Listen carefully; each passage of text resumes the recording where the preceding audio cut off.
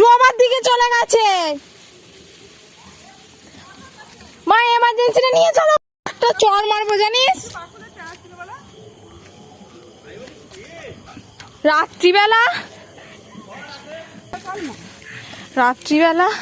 এই যে নদী বাঁশবন এদিকে, আর ও শিয়াল দেখে ঘর থেকে চেন ছিঁড়ে চলে এসেছে। সেটারও চোখ জ্বলছিল, আমি দেখলাম। হ্যাঁ, কি একটা দেখে ডোবাই ঝাঁপ দেয়নি, যে রাত্রিবেলা নদীতে ঝাঁপ দেয়নি, এটাই ভালো। একটা চড় মারতে পারলে না, চেন ছিঁড়ে নিয়ে চলে গেছে।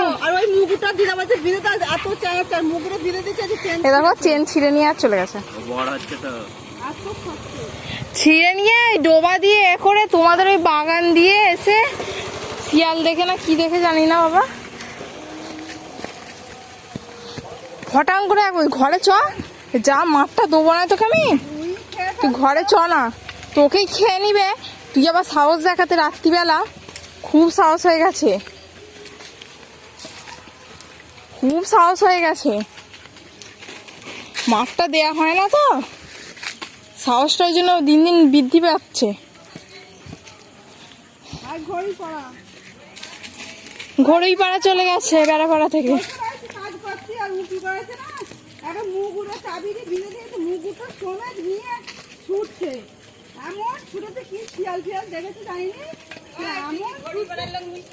ধরতে গিয়ে রাত্রিবেলা কেমন জিভটা কেন বেরিয়ে গেল, জিভটা বেরিয়ে গেছে কেন? এবার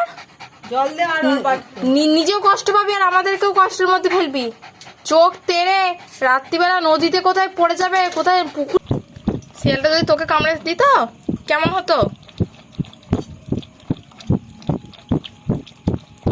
খুব একদম সাহস দেখাতে লেগে গেছে, খুব বড় হয়ে গেছে, খুব একটা কথা শুনবে না কারো,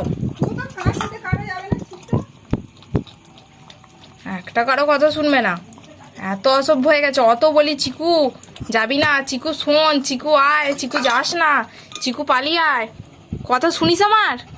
একটুকু শুনিস না। কাদেরও বাড়িরও এরকম নেই জানিস তো, তোর মতো ডেপো ছেলে, বাজে অসভ্য ছেলে তোর মতো কেউ নেই।